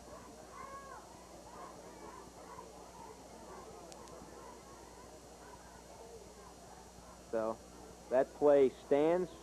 No, do the play over again. Yeah. Do the play over again as Tony Pollack looks on. I think what we're doing right now is a very, very smart move.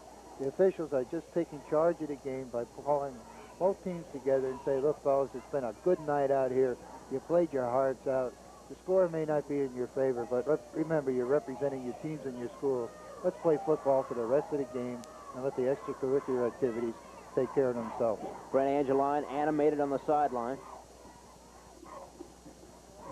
Very good move by officials. UE, again, has to have Horseheads beat Binghamton tomorrow for them to have any chance. If Horseheads beats Binghamton tomorrow, a 3-way tie then between Binghamton, UE, and Horseheads, they will then go to the tie-breaking formula to figure out who will represent Division I in next week's bowl game against the winner of tomorrow's contest between Johnson City and Owego. 3rd and 15. Incomplete, intended for John Prentice. Just off the fingertips. That ball game between Johnson City and Owego should be quite a battle tomorrow. Go ahead. Both squads 4-0 in Division II. I've seen Johnson City play. I haven't seen Owego, but I played against Owego last year, and they got a very fine football team down there, and both teams will be coming to play. 4th and 15 now for the Golden Bears. 23-6, UE in front. And it looks like Vestal calls for time. They do. 5:48 to go in the game. Talk about that contest tomorrow. Johnson City led by the great fullback Steve Farr. And for Owego, Joe Palladino has had an exceptional year. That should be quite a ball game tomorrow at Johnson City. Both excellent football teams, well-coached teams. Good, as you say, both good backs on both teams. And I think you're going to find the same thing as you've seen here tonight. It's going to be a running game. Vestal with the timeout. Of course, we had Binghamton and Owego right here on TB12. Owego getting by Binghamton 35-23, and if Binghamton can win tomorrow and Owego can also win tomorrow, it'll be the same two teams right here on TB12 next Saturday in Bowl 1. This game has really slowed down. Yeah, UE doesn't have the ball on the ground. And the penalties, of course, that hurts. Vestal taking a timeout. 4th and 15. Mike Shiner, due to the kicking, the last time he kicked it to Chris Waters, who scored a touchdown on the return, but the play called back because of a clipping penalty. Let's see what happens here. Shiner. Waters lets it bounce, picks it up. 45, flag down again, 47-yard line for Waters, and this one may be pushed back. Out there now. It's a shame. And a replay here. Mike Shiner kicking it away for the Golden Bears.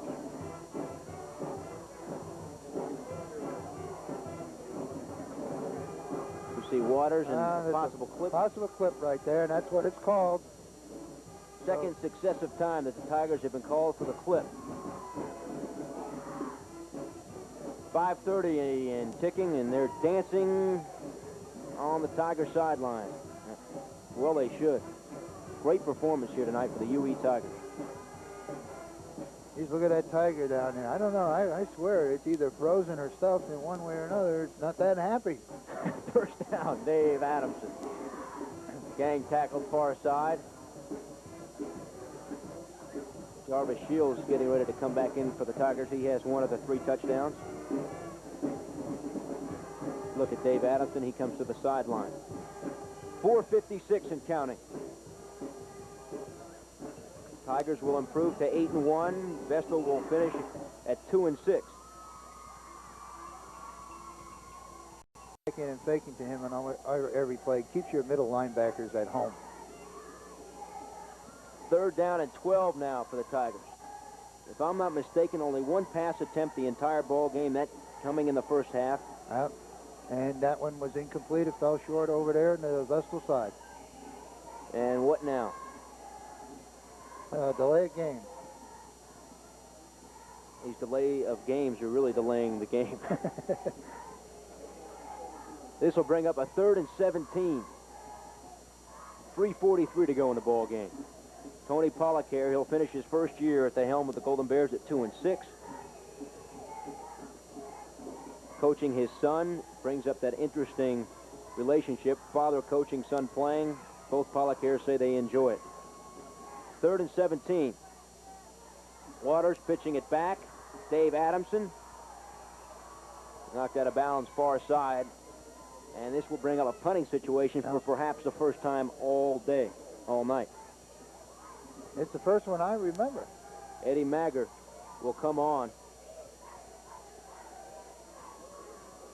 UE has not turned the ball over without putting points on the board throughout most of this ball game. And that's a story right there. Our first punt for the Tigers coming with 3:35 left.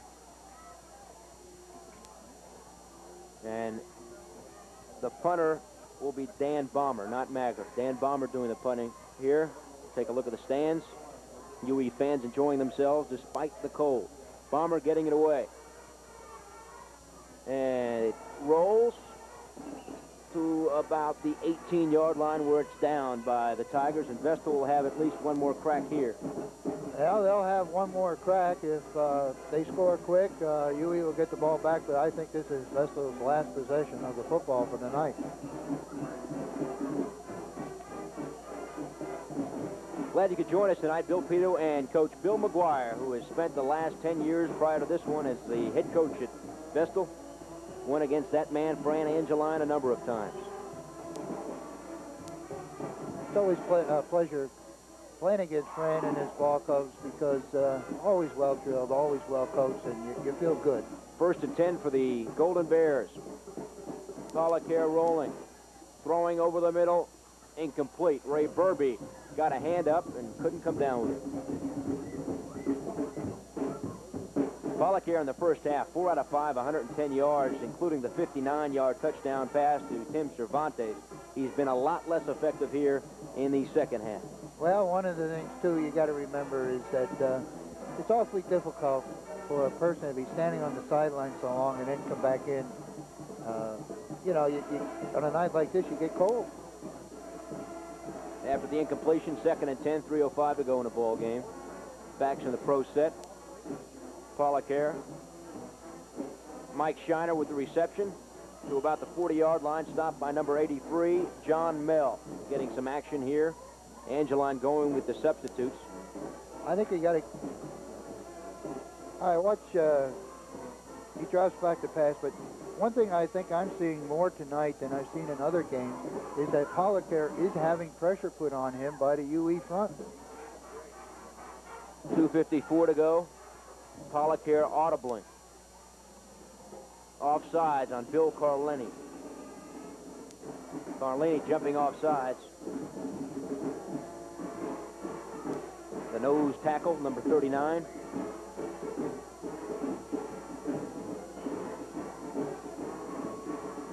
.245 and counting. Pollock here. Ray Burby. To about the 44-yard line. Burby knocked out of bounds. Vestal going with a hurry-up offense. No huddle, calling the play at the line. Golden Bears at the Tiger 45. 1st and 10. Pollock here. Complete. Not much, however. The completion to Ray Burby, the tight end. And again, the Golden Bears get set here to go for the play without the huddle. And of course, UE is playing, give them the pass in front of you. Don't let anybody get behind you. 2:08. Tigers trailing or leading 23-6.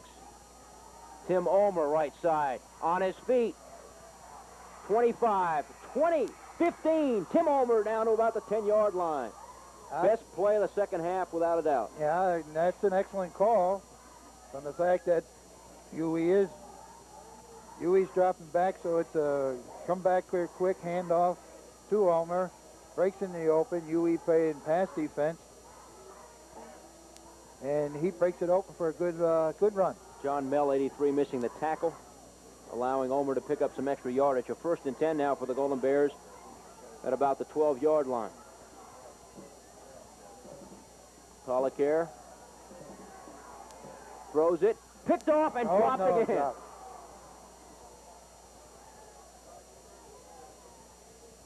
Rich Diorio, number 25 for the Tigers. Had it and dropped it. Polacare threw it right to him. 1:49 to go, 2nd and 10 for the Golden Bears, trying to get some points on the board here. Again from the shotgun. No question about what's coming up here. Pass. Incomplete. Or not. No. Caught. Yep. Ray Burby with the reception. Nice catch. It looked like it dropped, but they're going to credit Burby with the reception. Yeah, you got to give credit to Burby. And watch the great play here by Ray Burby, number 85.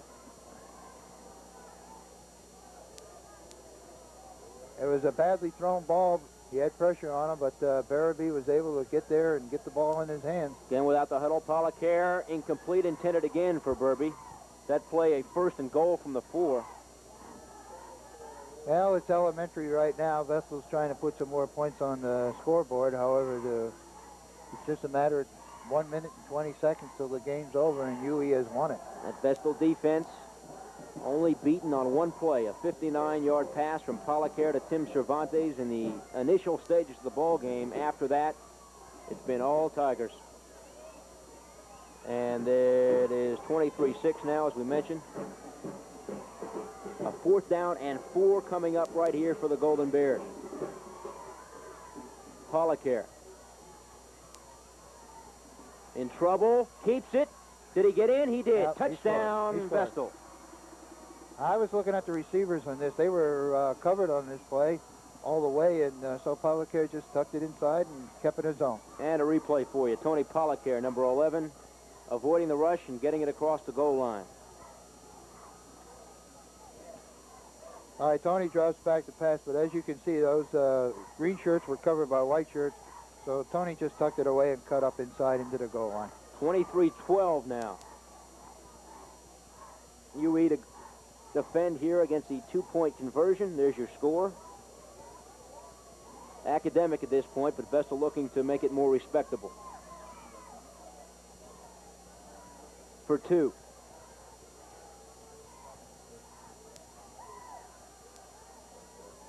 Polacare rolling into the end zone, and it's knocked down.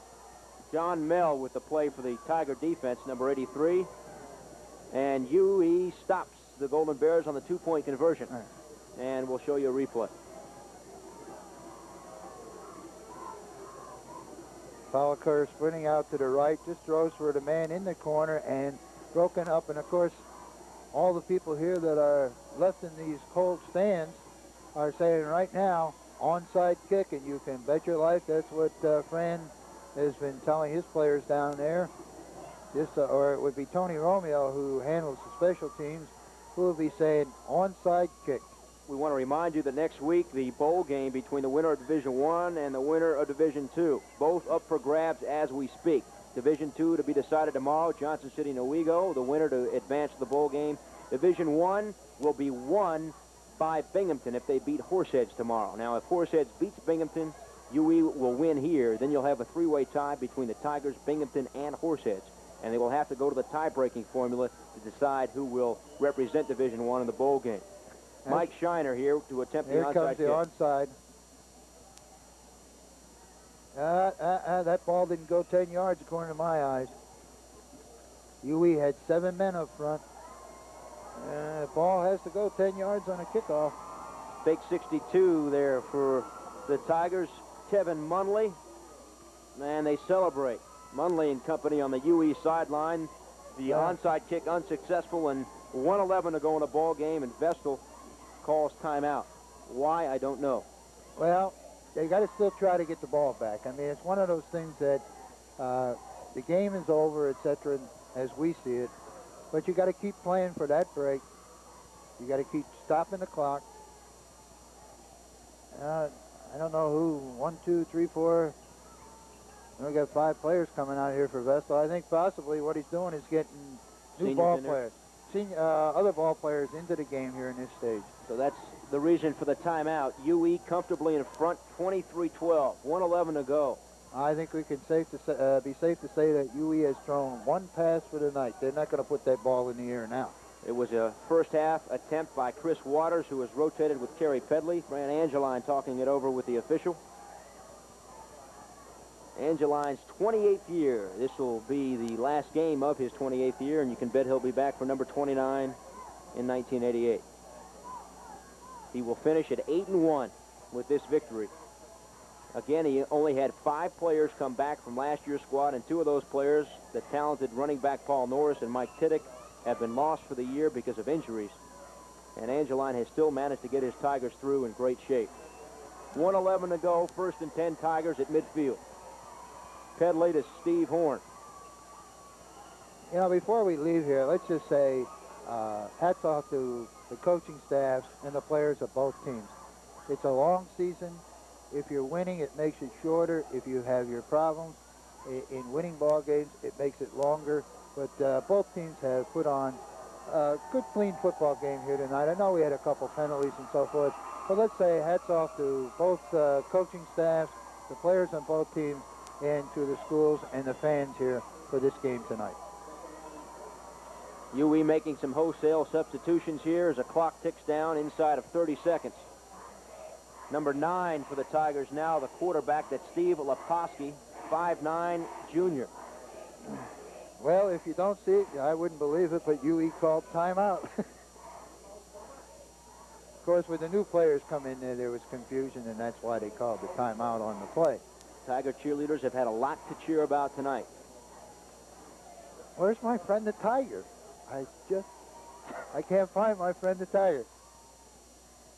Oh, she's got it off? Oh, okay, I see her down there. We've been told that the Tiger doesn't have the mask on anymore. Okay. Why the Tiger would do that on a night like this, I have no idea. Well, she's cheering. You know, she could be cheering like the Dickens under that mask, and you'd never know it, but she's a happy girl.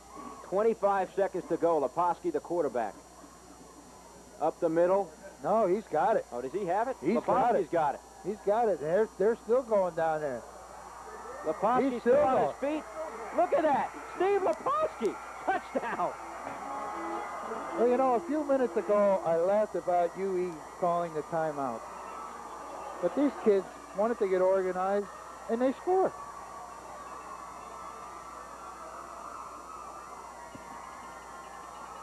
Touchdown. Jarvis Shields crossing the goal line.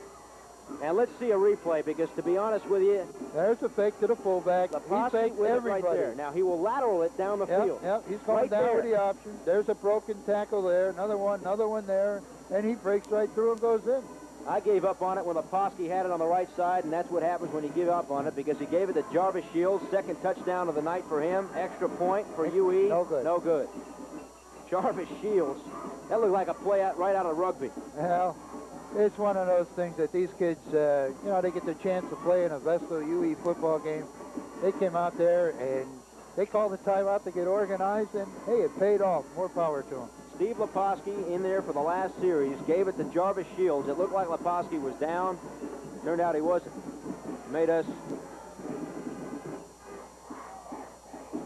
take a second look, and the second look showed it was Jarvis Shields who got the touchdown. 29-12. 14 seconds to go.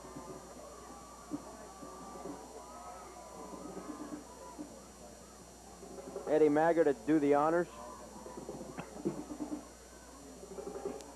Vestal will finish at 2-6. First year under head coach Tony Pollacare, who came from Springfield, New Jersey, where he went 21-23-2 at Dayton High School in Springfield, New Jersey. McCulloch here, a graduate of Vestal High School. Maggers kick. Fielded by number 80 for the Golden Bears. This is Jim Myers. Strung out and stopped. 4 seconds to go. UE will win this one, 29-12. I'd like to thank our director, Steve Schrader, and everybody else who helped out on this cold night to bring you high school football right here on TV 12. That's it. Clock runs out. Union-Endicott over Vestal, bragging rights to the Susquehanna River, and a lot of bragging for UE tonight. They defeat the Golden Bears by the score of 29-12. For Coach Bill McGuire, I'm Bill Pito saying so long. Have a good night, everybody.